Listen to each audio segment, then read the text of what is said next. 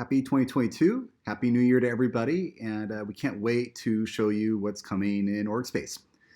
One of the benefits that I get when I spend some time away, as we all hopefully did a little bit in the holidays, is that we get to reflect a little bit and think about some of the feedback that we receive over the course of the year and start to act on that.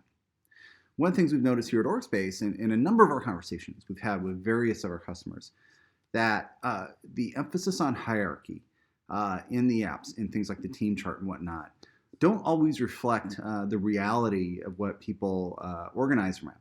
And in fact, there are some that have the point of view, which I actually believe as well, that an overemphasis on hierarchy, emphasizes power relationships that maybe aren't as relevant for the kind of user that might be coming into the app to maybe not necessarily do a reorg, but maybe understand who their team members are or who are people working on other teams. To that end, we decided to reinvent how team charts work in Orgspace. We will always support the traditional org chart view because obviously people will continue to have direct reports, and it's good to know who they are, and it's good to know who your boss is and concerns like that. However, in our team view, we've made some changes. We've implemented our first steps towards what we like to call the human-centered organization.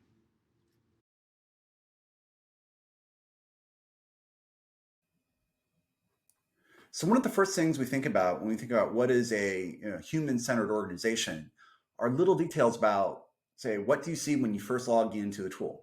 So one of the initial changes we've made, and there's going to be many more like this coming down the pike, are things like when you log in, what do you see? Prior, I used to just log in and see the leadership team, good default. But we actually have made a change now where when you log in, you actually see the team you happen to be on as a user. So in this case, Aaron Erickson, that's me. We actually see me in this team because I've matched this up. That's one of the first big changes. This is the beginning of this, where we want to kind of de-emphasize the hierarchy a little bit if that's something that you as an organization are interested in doing. So let's imagine we want to reorganize this a bit and we want to say bring down the hierarchy. So we're going to have a revolution. We're going to bring down the hierarchy. So in this draft, we're going to start doing a couple changes. We're actually going to, first of all, say the product development team doesn't report to leadership anymore. It reports to no parent team at all. Let's do that for, and we see that exists independently. Let's do this for platform, no parent team. And then let's go ahead and do this for growth engineering as well. Let's really go into this. Cool. So we see all three of those now have been moved. They exist independently. And now what we can do are things like, hey, do we want to create a peer team to the product development team? Maybe we want to have some other new product. We'll call this new secret product. Let's save that.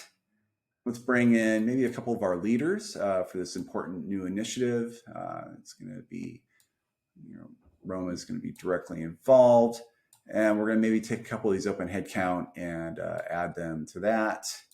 And maybe one of our distinguished engineers is going to help as well. And so now we've created this new peer team for the new secret product. And that also doesn't exist outside the hierarchy. This feature also happens to work if you are in a hierarchy. So let's say we're just in normal product development.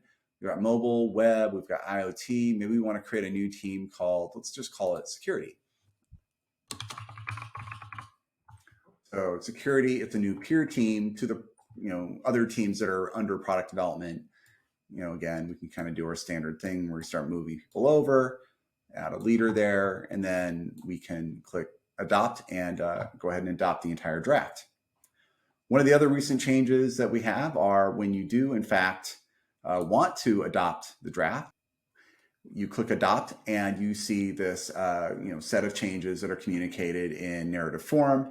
You can even copy this into an email or do other interesting things with this content that describes what the major changes are. One of my favorite aspects of Orgspace is how it encourages you to experiment with different models in draft mode. Want to model out having 10 extra headcount? We support that without having to make formal requests to HR, other people in your org before you're ready. Same goes for modeling out a new career ladder or some other change that you want to consider, get some feedback on, collaborate with your colleagues before you kind of go outside of your department to start to fulfill your request.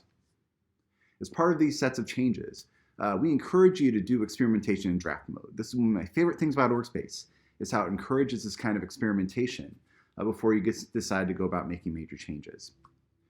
If this post-hierarchy feature is for you, please reach out to me directly at aaron@orgspace.io or from our landing page at orgspace.io.